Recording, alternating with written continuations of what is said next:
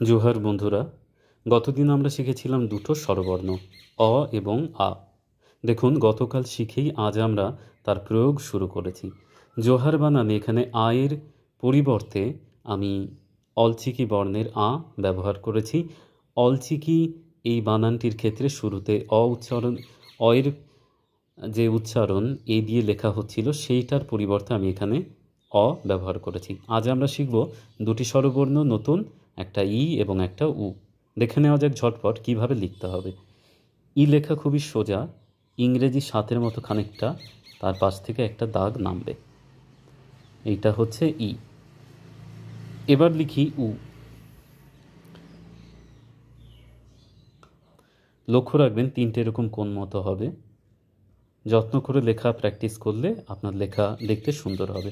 প্রত্যেকে চর্চা করুন। সারহাও জোহার।